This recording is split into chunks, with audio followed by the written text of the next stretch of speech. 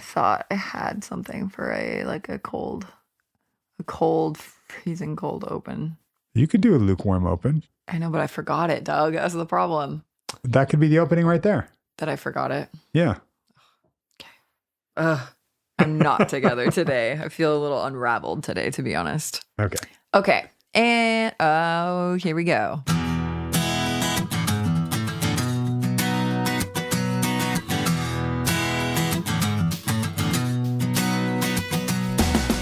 I am Doug Friedman. I am Kenzie Janess. And this is Your Mental Breakdown, the podcast.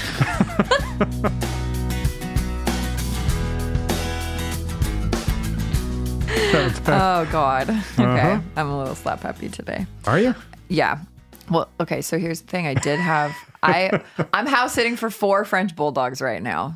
That's really what's going on. Please. It's triggering, actually. Really? Yeah. Hot take. And I'm so sorry for anyone out there. Are you with getting a a sense memory that's triggering something for you? Doug, don't start this early. That's a spoiler alert because we're about to have a really heated debate in this session or in this breakdown. I have a feeling. I'm going to read some things that I've screenshotted. Is that why you bought your boxing gloves? Oh, yeah. You saw those? Uh-huh. Yeah, they're fresh leather brand I've got new. my sumo wrestling suit that I can put on. Oh, God. Can you imagine?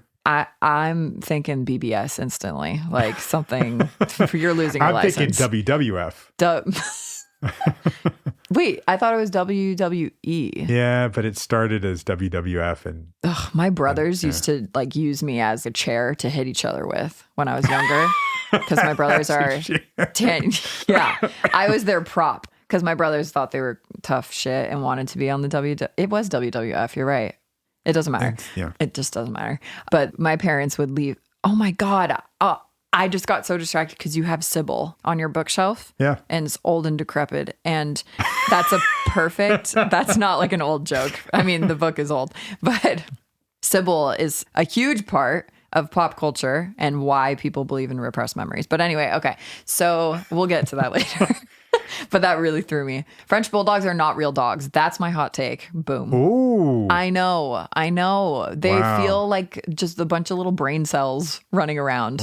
You know, Drew has a Frenchie. Oh, no. Uh-huh. Oh, no. Wait, really? It's a big French bulldog, though. Well, how big can a French bulldog get? Oh, no, it's big. Okay. It's big. What you're holding up, though, is not big, Doug. That's a small dog. Compared to a little Frenchie, okay, you've got like 4 French bulldogs? I do not have them. No, that you're house sitting for right now, right? Them. Little ones. No. I'm sorry. The sizes that you're making with your hands right now are so wildly inaccurate. What dog is that size besides maybe like a little Yorkie puppy? Okay, all the dogs are at least that size. They're big. They're pigs. It's a pig pen over there, Doug. Drew's is like that. Okay, well, that's a pretty beefy Frenchie, I will admit. But these dogs, I know the people we're house sitting for are not listening, so I'm allowed to talk shit. They're not dogs. I can't even take them on a walk. Really? Really. We tried to last time, and I thought I killed them. They came into the house after the walk. Granted, it was a somewhat hot day, but they came into the house, chugged water, and then threw up, and then chugged more water, and then threw up. Are you being insensitive really towards the right respiratorily challenged dogs? I am. I know. I'm like speciest or breedist right now. I'm sorry. I love a big dog. I love Beckett. I love a real dog that I can like take on a hike. Beckett's not a big dog. But he's a medium to large. I guess. But he's a real dog. Well, sure. I don't know what constitutes What's a real funny dog, to me is Frankllin was a big dog. He was a 100-pounder. He was a big guy. Chocolate lab, right? No. Weimaraner poodle. Okay, that's what I meant. That's what I said, right? Same thing. Uh-huh. Right. Yeah, me, you're right. Okay. Beckett, like I'll pick him up, I'll throw him around. He's like tiny to me because he weighs half as much as Franklin did. Okay. He's, I think, the perfect size dog. He's like 50 pounds, right? Perfect. Yeah. My dog was like 40 to 50 pounds. Yeah, perfect. Perfect size, like a little coyote. Oh, my dog was a coyote. Hey, what do you have against coyotes? Well, a lot. People hate coyotes. Yeah, that's true. Are you a fan of John Mulaney? That's his name, right? That's a comic, yeah. John Mulaney. He has a new show called Fudge. This was not planned. That's a great name. Fudge, This Was Not Planned? It might as John well. Mulaney. Okay, but it might as well be called that because it's the most chaotic variety show I've ever seen. It was only like 6 episodes and they're all live audience, but also he has guests. And anyway, they did an episode on coyotes. So people hate coyotes. Did you ever watch Mr. Show? No. Do you know what that is? I think you're fooling. I think that's not real. No, I'm not at all fooling. Are you sure? Yeah. Okay. It's Bob Odenkirk and David Cross. Oh, I like Bob Odenkirk. And David Cross. I don't know who David Cross is. David Cross. Did you ever watch Arrested Development? Yes. I know who he is. Yeah. Okay. But they had a show that was like I mean, it's all over the place. It just keeps going and going and going, and it's fun. I kind of love a show that goes off the rails and doesn't have a point. That's what this was. It would just keep taking left turns. We've talked about 6 different topics. You know what I just started watching? What? Atlanta. Oh, with Donald Glover. It's Childish Gambino. That's the same person. It's the same. Because I almost said that, and I was like, I'm going to sound really stupid if I say that. That show is brilliant. Like, I love it. Yeah. It's Troy great. really likes that show. And I think I'm on the 2nd or 3rd season. Mm-hmm. And the show becomes less episodic and more like Black Mirror. Fun. Do you know Black Mirror? I do. Yeah. It's a almost Twilight Zone-y type of. Yeah. Yes. Yeah. I only saw 1 episode because there was apparently like a good queer episode and I watched it. San Junipero or something. Oh, Black Mirror. Yeah. It was a really popular episode. Yeah, that was a good one. Yeah. Yeah. Love that show. Maybe I should watch it more. But we digress. Yeah. What are we talking about today? After all that gibberish? I think we're done. Do you think we're done? With the gibberish. Oh, I'm done with the gibberish. Oh, sorry. Was that abrupt? Do we need to transition a little bit? A little bit. I need a segue. All right. Well, let's segue. I got to get better at my segues. Okay, the intro's done. And that's the intro, folks. If you have questions for us, you can email us at info@yourmentalbreakdown.com. Find us on social media at your.mental.breakdown. Why do you look at me like I know better than you? You look at me like you're like, is that it? I don't know. Don't you find us on social media? I don't have to find. I am in. I am within the world. But if you wanted to find us. If I wanted to, well, I follow. I'm a follower. Well, there you go. So I don't need to find anymore. Ooh, speaking of followers. There's the segue. We are about to get into it with Sarah. Oh, yes. Cult followers. Good. Maybe we do a little trigger warning on this. Okay, trigger warnings have been shown to be not that effective, but okay, yeah. And there's a spoiler for me being a little scientific asshole. Yeah, Sarah does walk through some of the trauma. It's intense. Let's say it's like it gets a little intense. There's some graphic visual imagery that could be maybe triggering. Yeah, it could be. We'll just say there are some where she's gone a lot more into it than this. This is one of those sessions that I think is intense, and it certainly makes my stomach hurt listening to it. Wow. Yeah. All right. Well, not in like oh God, I can't handle this, but yeah. Take another chug of the ginger tea. If you need some Pepto, I got you. And we will be back for you guys in a little bit. All right. Bye-bye. Bye. Oh, my last sip of ginger.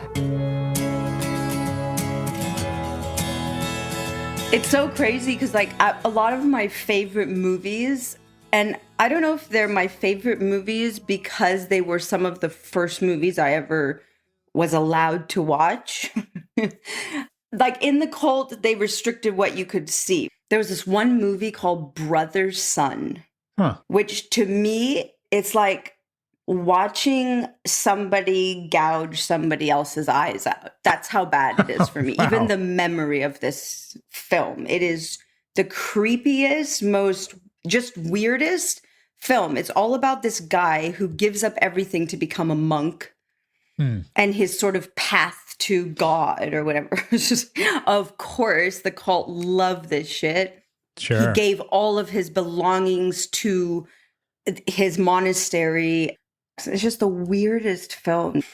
My sister, when she talks about that movie, she laughs about it.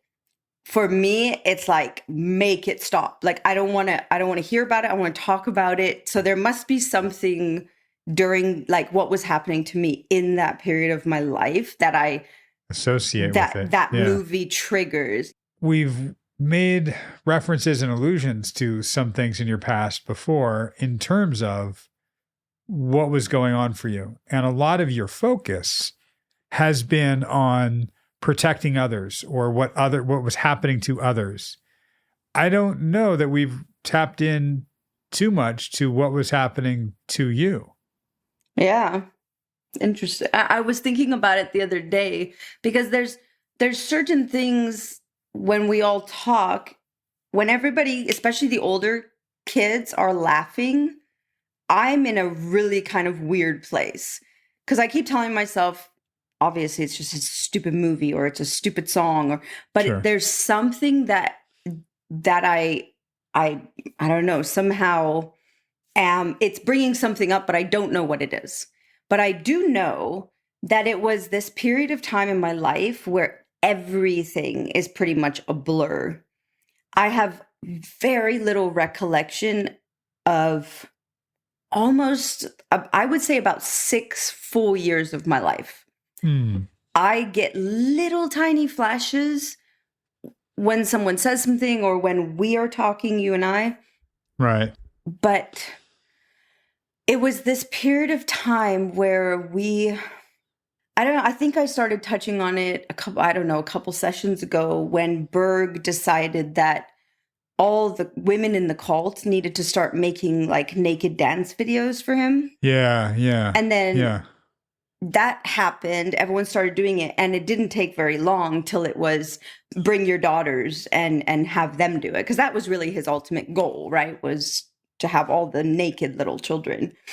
And I know because I've seen a video or two of me and my sisters, and I can't be older than 6 years old. Wow.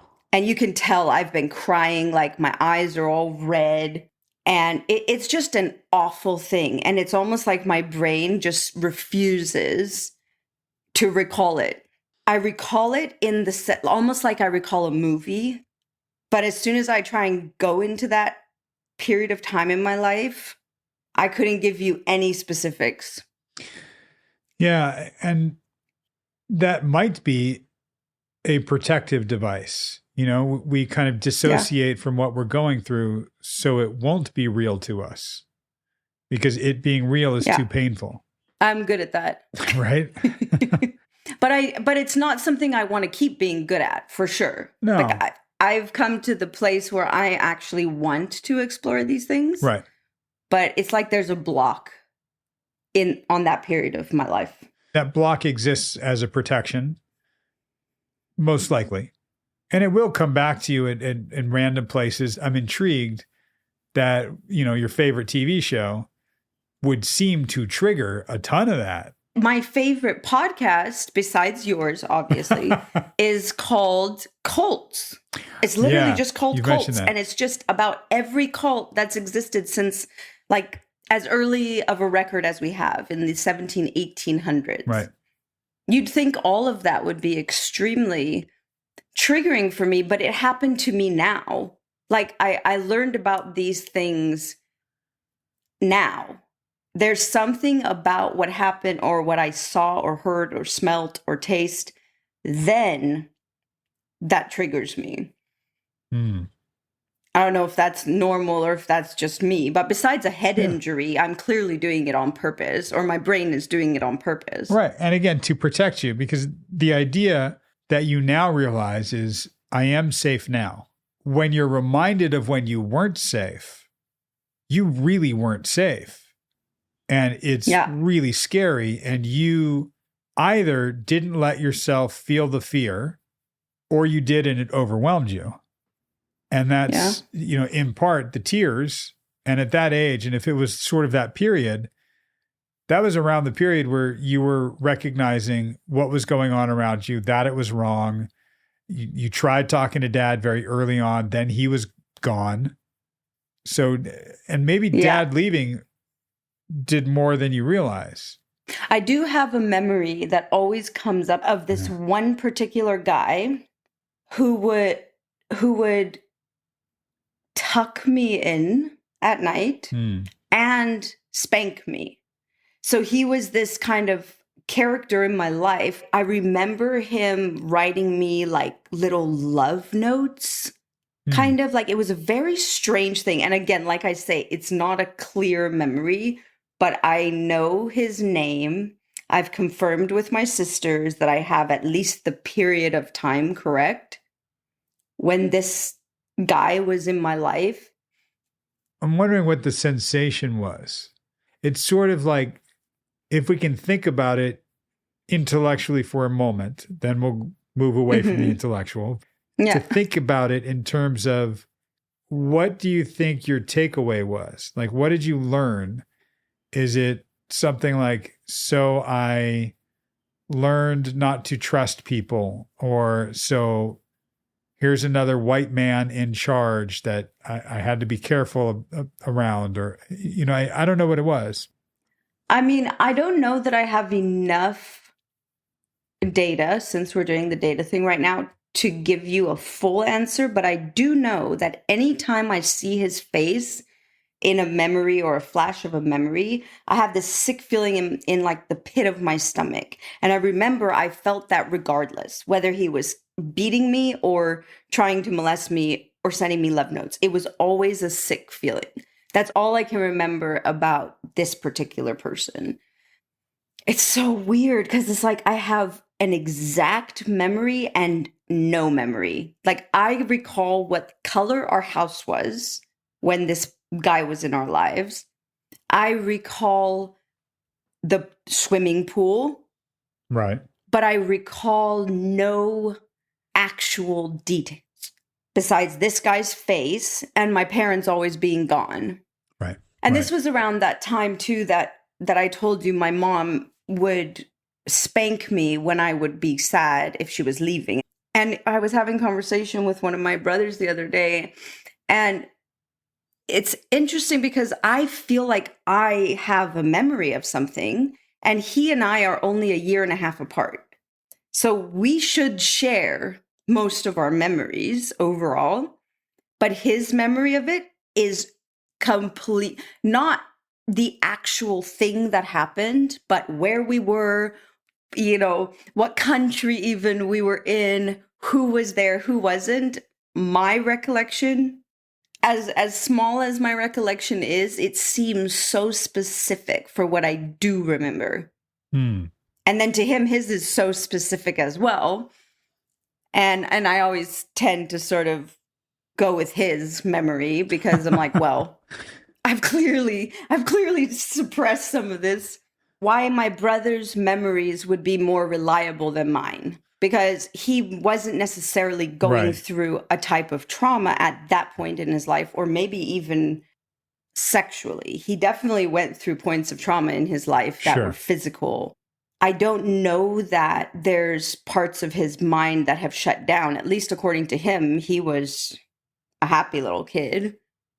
So who knows? He could just be remembering everything the wrong way. That's his way. My way is to not remember it at all. I don't know. Memory and trauma, are very interesting. There's a lot of things written about how it functions and how we function. And even though you can read things about PTSD and like, oh, why are certain memories suppressed or repressed? And there are some things where you can remember some things in incredible detail and not others.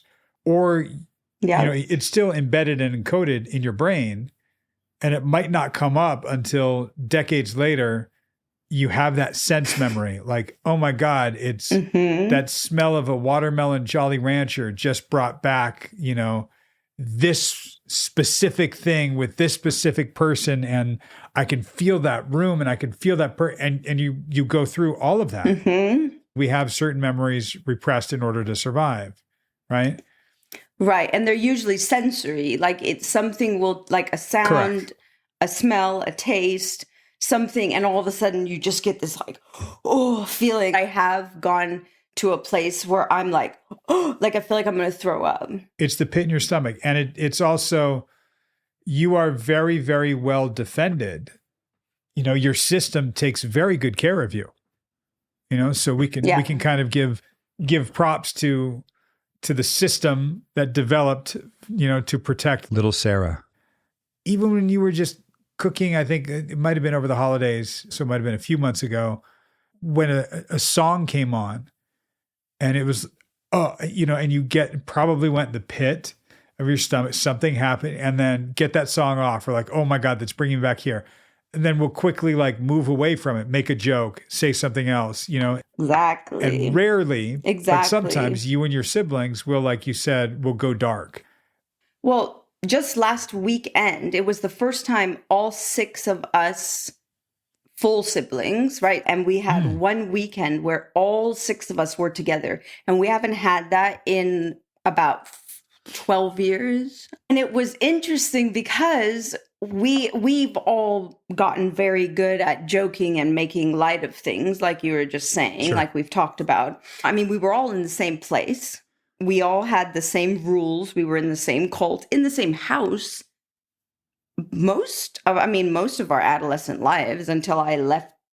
You were all in different developmental periods, and it's some of it is based on age, but not all of it. You might have 1 or 2 siblings that just developed at a different rate, Even though we lived all together, we all had different people affecting our lives, right. Because we were at different levels of, different age levels. Right. So maybe at the time that the physical abuse was really, really strong, where brother, sister go very quiet and dark, I was experiencing my fix everything, make everything better so nobody gets beaten moments, while my sister was off dancing on some videos. So we were all sort of going through not just different maturity levels, but different actual experiences. Yeah. At the same time. Different experiences, different defenses, different perspectives,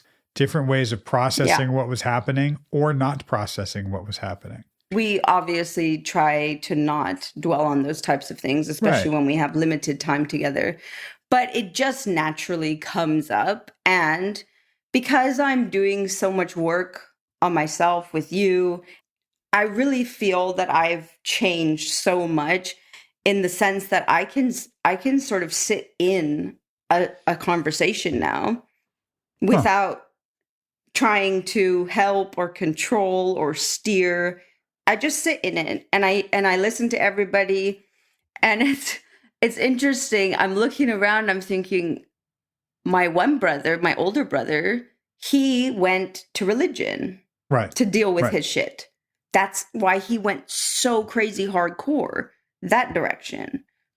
I had to take a minute because I didn't know how to interact with him all of a sudden because everything was about my God and how much he loves me, or me, as he was telling me. You know what, Sarah? God loves you. I'm like, oh my God, shut the hell up. So I had to take a little break from him just so I could get myself in a place where I wouldn't respond in anger in an inappropriate way, because we've talked before. I've told you I respect religion, but there's a point in time where when you're hitting so close to home and so in the pocket of a religion that just destroyed our lives, to be so close to a sibling and then one day have them turn around and say, well, you just have to have faith. This is just what God wants for you right now. Like, what the fuck? Now, since I gave myself a little time out with him, I was able to sit there and hear him without becoming annoyed and upset like the rest of my siblings. Every single one of them just went off about him at some point. I get it. I understand it. But I'm at a place where I can look at him and I can think that's what he needed to do. For right now, that's his protection. That's his happiness, Yeah. He's maybe not at the point I am where I've decided I need to get healthy. I'm not going to do it with drugs or alcohol or religion. I'm going to go and try and get healthy for myself, or to actually find the root of the problem and not all these Band-Aids. It's quite possible he's doing the same thing, but to him, the root is, yes, I believe in God and Jesus, and this is my faith. And what we were force-fed by Berg got it wrong. So Yeah. I'm now going to the air quoting, the root, and I'm going to correct. I'm going to interpret it correctly.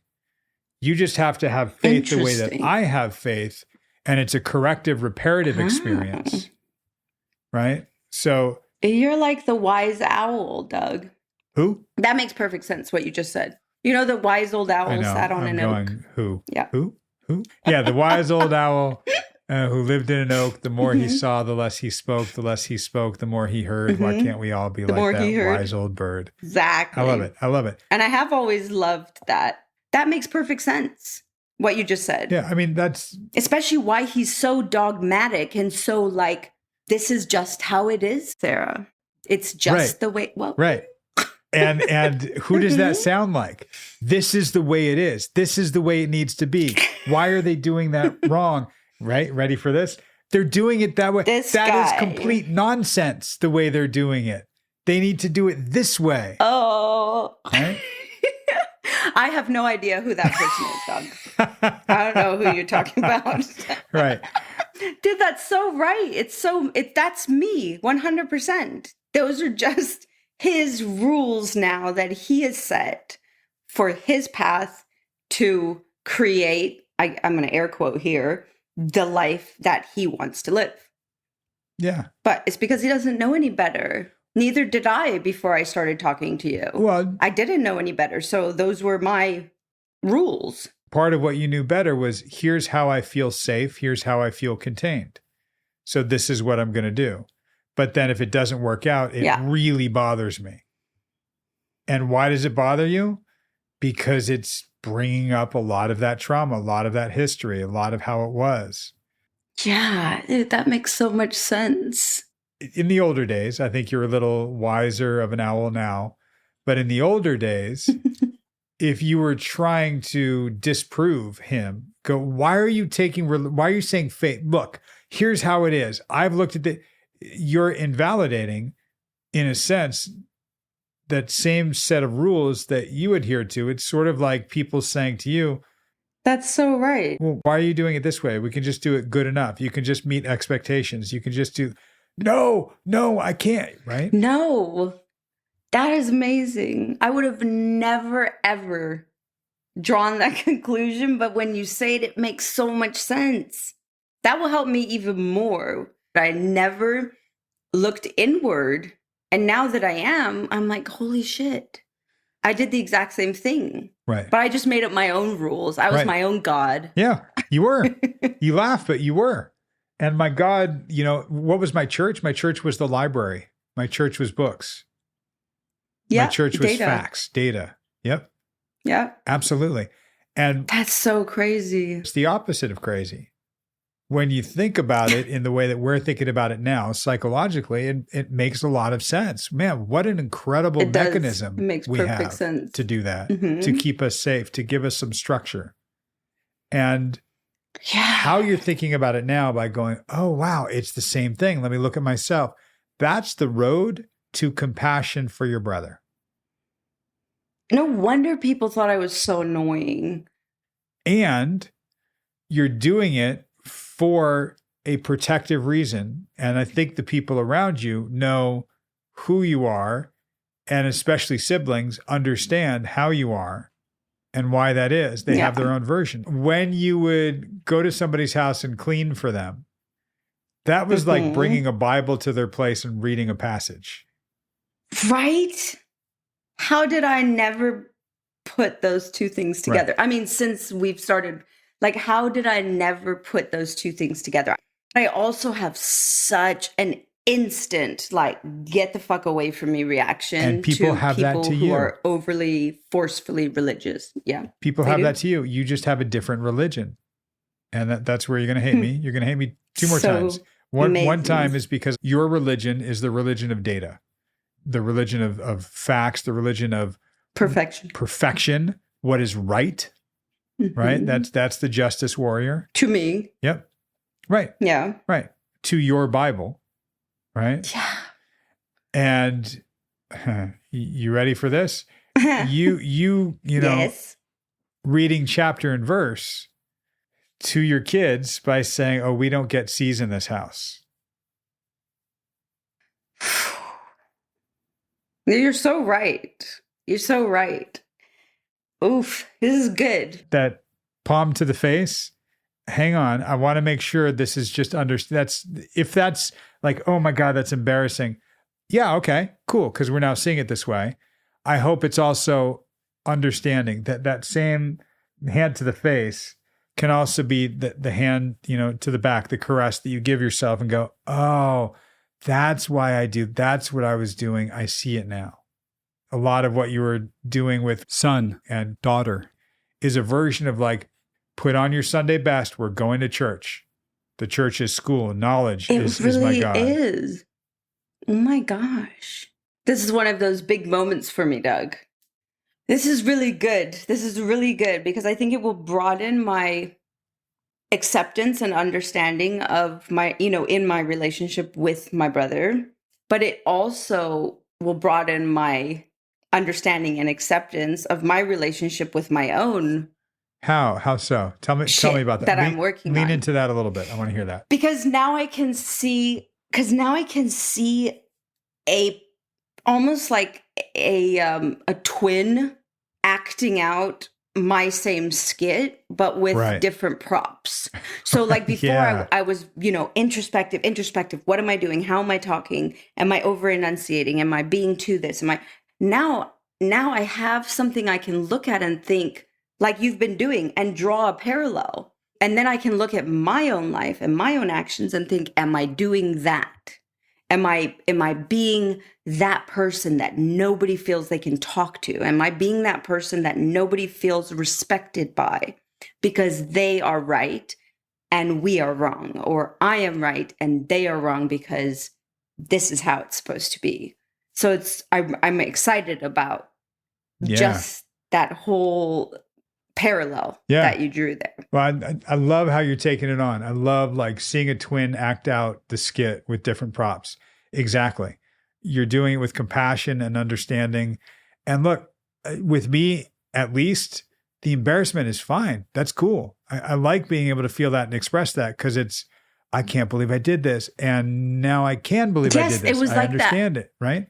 It was almost more like, oh my God, I can't believe I was acting that way, thinking of how my brother acts. Right. Because that's exactly what I was doing. Yeah. But just like I said, with a different prop. Right. I was doing the exact same thing. Right. It's so crazy. It's amazing. Makes perfect sense. And I want to call another thing to your attention.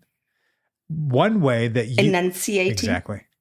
That's a version of, well, let thou not John 3:16. Yeah. Exactly. Yes. Right? I mean, oh my God. And it's something that you have needed. When you say like, yeah, I was just like that. Well, that's the wrong tense of the verb. I was like that. I am like that. I have been like that. I am going to make an effort not to continue to be like that. Right? Yeah. That's where you're at. And it's not your past yet. Yeah. It is some of your current, and it will not be your future. It will be at times for sure. How do we just get rid of that? We can't get rid of it. And I don't think we need to. It's having an appreciation and an understanding and compassion for how you use that. Yeah. You would never tell your brother like, just be an atheist already. Come on, just get rid of it. I mean, no, I wouldn't tell him that. Right. And it wouldn't work. No, it wouldn't. And for you to see it objectively now, that's a big part of what we just did. We took your subjective experience, pulled you out of it, and had you look at it over there at your twin in a different skit with different props. And now you can kind of bring it back to you and go, oh, and not to punish yourself, but just to have that awareness. You can tell somebody something 1,000,000 times, but until they're ready, they don't hear it. I hear you. I see what you're saying. I can't stress compassion enough. And it's something that we're just not aware of until we are. Then what do we do with it? This is I don't know if you've ever seen The Sixth Sense, that movie. Yes, I love that so movie. this is the M. Night Shyamalan moment where you realize I see dead people and I just helped you see them, you know? And that's exactly what it right. is. But if in the beginning of the movie, the kid just went, hey, Bruce Willis, you know you've been shot. You're actually dead. It wouldn't work. Nope. We have to wait till somebody's at a place where they can hear it. And then everything comes into view in a different way. We learn a lot about the stages of change. We've talked about this, you and I. You know, about when somebody is ready to make a change or when somebody doesn't even realize there's an issue. And, you know, sometimes they bounce back and forth between some of the different stages of change. And it's about being ready for it. I think I made a decision for myself that I was ready to work on myself. I like the M. Night Shyamalan moment that we had, and that oh my gosh, as long as you do that with compassion, it's wonderful. Wonderful. I'm going to. Thank you.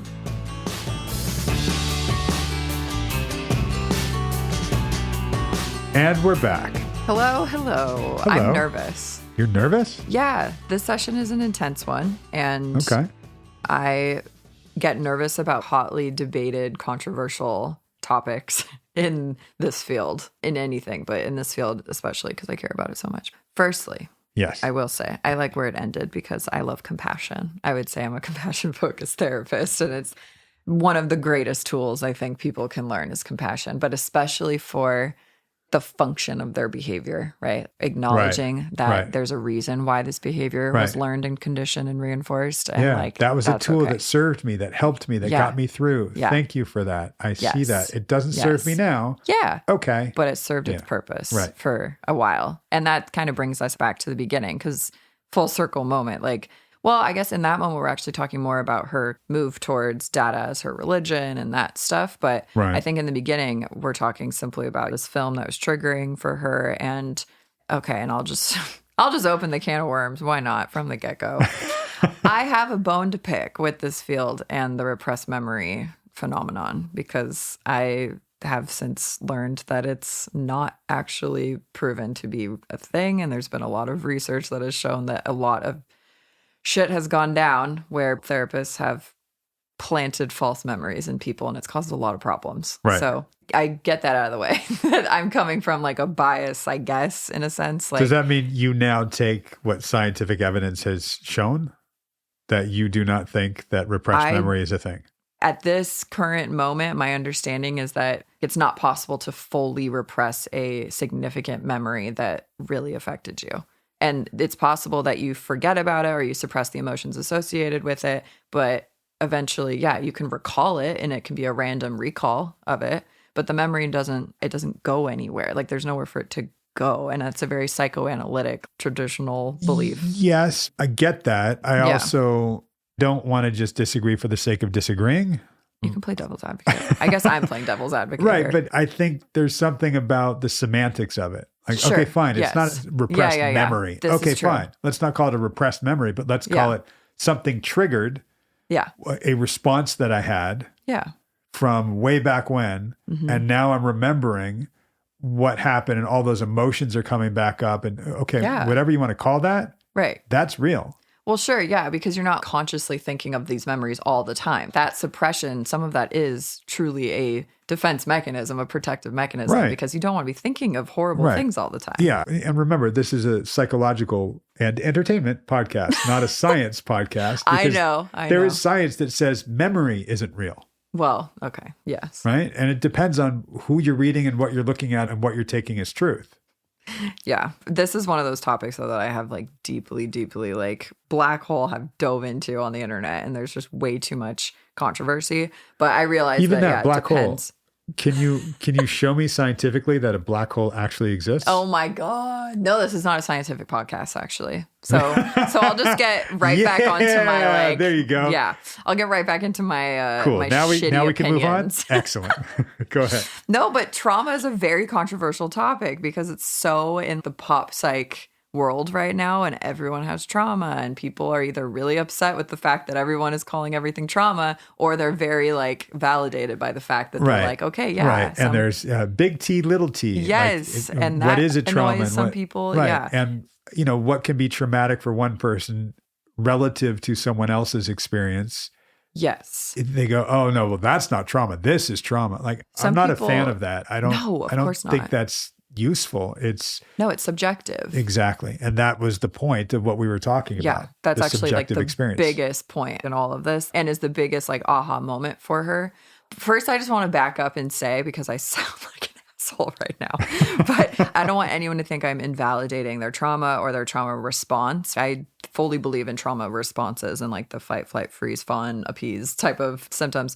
I'll just say I'm very skeptical of the repressed memory phenomenon just because of the things I've read and the damage it's done to people. So, but I'm talking more, I guess, about people who make a living off of hypnotism and like other ways of planting a seed of a false memory and like, Sure, you were whatever. sexually abused. And it's like, whoa. Yeah. That has caused so much damage. But anyway, that's not what we're doing here. That's not what we're doing. One thing we are doing here, I will say though, that one of the things that I was doing in the very beginning of this. Yes, this is where I'm going. Oh, you are? We might be going to the same place here, Doug. Okay, go ahead. Take us there, Kenzie. No, this is my favorite thing that you do because you don't take not that it's bait, but I think a lot of psychoanalysts or people who are really depth oriented would maybe find this so tempting to go down this black hole, this rabbit hole of like, Right. ooh, tell me about these repressed memories. But you do what I would do in this case and just be like, well, what did you take away from it, right? Like, what do you remember, or how did you make meaning of it, basically? Like, what was your takeaway? Yeah. Because regardless of what which happened, I actually did say to her. I know. right? Yeah, exactly. Literally. And I really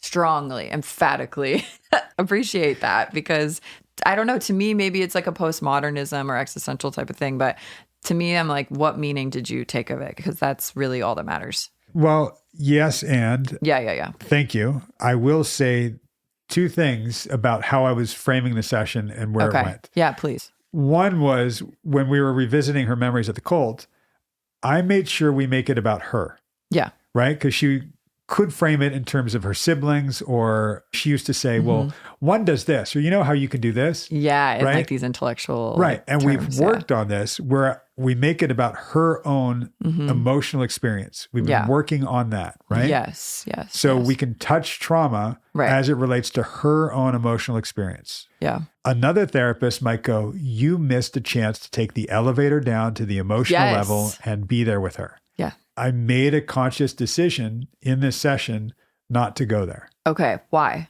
Right. This is a huge question for me too. Yep. So I was explaining the dissociation Yeah.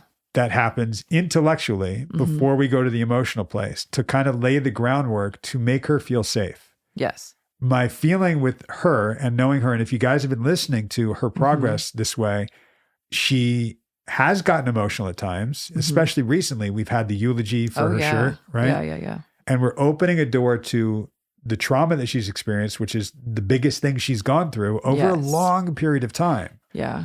So somebody that talks about the Bruce Almighty file drawer that's going to just open up and flood her. Okay, I think I need to build her intellectual understanding of this and lay that groundwork before we go straight to the emotional. I want to make sure Right. she's going to feel safe going to this emotional place, taking the elevator down to the emotion and coming back up so that we don't just get emotional and then I leave her raw. Yeah, I think about this a lot as a therapist, how much to challenge or probe or poke the bear, right? Like how much to actually go down to the deep end versus, okay, wait a minute, I need to soften this and do baby steps. They're not there yet. Because some people are like, oh, just jump into the deep end. That's the emotional work. You need to make them a little uncomfortable. And I'm like, Right. oh, it feels a little icky to do that. And like you said, like to leave them raw.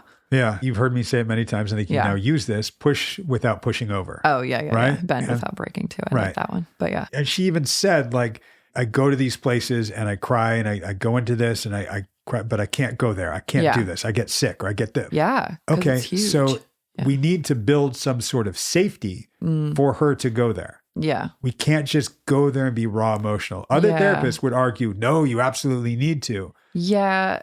And I'm curious about the building safety part, because for you, that was the intellectual psychoed, like Not for me. No, not for you. I mean, like the way that you went about it for her was Correct. to go into her comfort zone of intellectualizing data, Right. the facts and stuff, and psychoeducation. And for another therapist who is, I mean, you are relational and interpersonal, but some people would say, I think building that safety is more like the containment and support and just saying like, you are safe here and that kind of thing. Yeah, exactly. Yeah. Though, that you are safe here. Right. Yeah. One thing that I just realized as we're talking, Yeah. I'm going to give words to something that I don't know that I've ever given words to before, Okay. is that I think of a client outside of session. A lot of therapists will think, I see the client for this 50-minute hour Yeah. here in this place. Then they go off and they do their own lives. Then they come back in here and we pick right back up where we were. Okay. Right? Yeah. I think of after this session, they're going right back out into their lives. Okay. Not only that, but they're going to be in their lives 24/7 for the next week until I see them again. Yeah. So Yeah. I'm thinking of what are they going to be like over the next week? It's realistic, I think, Yeah. to look at them as, holistically, really, and like their context. Like they have to go to a doctor appointment after this. They have to go to work after this. You don't want to strip them raw and just leave them like that. Yeah. Not every time. Right. Not every time and not in an unsafe way. On both sides of the couch, I've had the experience as a client where a therapist does something triggering to me for a reason. And I hold something for a week and I'm thinking about it for a week and I stew about it. And then I come back in and I'm like, oh man, boom. And then we hit it and we're there because I've been percolating all week. Yes. Okay. Yeah. That's a good tool. work. That's a strategy. Yeah. That's good work. Yeah. I've done that with clients too. I've had a client come back in a week and go, oh man, I was hating you for the first couple of days of this week. I was just hating it because we talked about this and that. And then I realized like, oh, cool. That's a client that I know is going to be thinking about this, stewing about this, working on this, right? What I know of Sarah is she's going to get very intellectual and she can be very hard on herself. Compassion for herself is still new. Yeah. Right? Yeah. So she's going to try to make sense of things. She's going to look for data points. Yeah. So I felt let's lay the groundwork of safety and give her some data points and a different way of thinking about this. So when we go to the emotional place during the week when I'm not seeing her, she has some tools to help her that isn't just going to take her out of this place. And what would you say are those tools that you're giving her? The data points and understanding that we were talking about. Yeah. So it is the intellectual, because intellectual is not bad. I think because in this context, we're like trying to get her to be more emotional or whatever, but that doesn't mean subtracting intellect. Right. It's just in addition to. One of the things that resonated with her a lot was, is this really unsafe or does it remind you of a time when you felt unsafe? Right. She likes that a lot. And what happened to her, past tense, when she was there is she wasn't safe. It was really scary. And she didn't allow herself to stay in that place of fear because it would overwhelm her. So she went somewhere else and she took care of everything. Control. And she didn't allow the emotional. Yeah. And I'll throw this in just to egg you on. So she repressed that. Right? I would say suppress, but I guess what the heck is the difference, really? Right. God, I'm just imagining a psychoanalyst listening to this and they would just eat this shit up. But speaking of trauma, just thinking about her trauma, and this is why I have a bone to pick also with the DSM, right? Because PTSD is not this perfectly packaged little isolated event. I mean, she's got complex ongoing trauma that happened over the course of years. So I'm like, okay, how do we collectively define that in this field? Like that's for sure trauma, right? I don't think anyone would argue that. Right. But it is not an isolated singular event. Right. I am on my soapbox today. Well, and I like that Sarah gets off of her she was not a soapbox, but she does say in this, and I love this. I know what you mean. Yeah. That she does want to explore this and she does want to go here, but there's a block. When I look on this period, there's a block that exists, and that's the protective. It's the it's the ouch that hurts. It's the don't put your finger on the hot plate because you've learned right. Like don't touch fire, it hurts. Ow, you know. But this fire can't hurt you anymore. That's the intellectual piece. Is we go wait. Yes, don't touch that because it's hot. But look, if you put on this glove, you can touch it and you're okay. And if you turn it down a little bit, we can touch it and we can go, oh, right, it's warm. Oh, it's getting too hot. Let's back away. Yeah. Right? Yeah. There's nuance. Yep. Yay. Do you like my metaphor, by the way? Sure. Very proud of me. Okay. But the biggest chunk of this session, I think, is talking about how trauma affects everyone differently and her comparing herself naturally. I mean, she's got 9 siblings? Something like that. Something like that. I mean, that's a lot. And she naturally compares her trauma response to her siblings and maybe not consciously, right? But I think she's realizing that I don't know, that was the biggest part of the session to me was her going like, oh my God, Doug, you're right. I've been judging In particular, I think her brother who turned to religion, right, to deal with his stuff. Right. She realized, because I heard her talking and I was like, dang, this sounds so familiar, right? Like Sarah's kind of judgy, like intellectual, like justice warrior, which I relate to fully. And that's why I can pick it out so easily, right? I'm like, oh, yeah, she's going there. And I was wondering, okay, how's Doug going to respond to this, right? Where are we going to go? And you basically give her an alternate explanation. Right. And I agree with your alternate explanation. And she agrees with it clearly. But just process question wise, what's the strategy, I guess is the word, for you just providing the alternate explanation instead of coming around the back door and making her realize that she's being that version of herself again? Part of it is one of the things I use analogy for a lot is to see something objectively in order to put yourself back in subjectively, right? Right. So it is the back door. She has told me about her brother and how he uses religion. And we've talked about it's similar to what she does. Okay, so we've talked on this. Yeah, before. we've touched it before. But looking at it this way is a way where she's going to clearly, in the intellectual realm, understand it.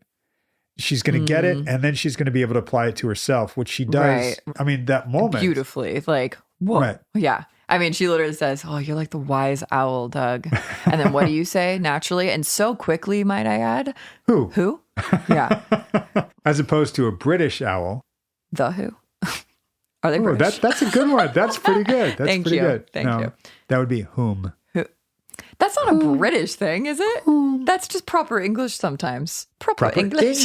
See, there you go. But it's not British. And it's funny. What we're doing right now is throwing humor in this. We can do that, and it doesn't take us out of it. It just humanizes it, softens it for a moment. Yeah. And what we walk through in this moment is like, yes, maybe I'm wise, but she's the one applying this.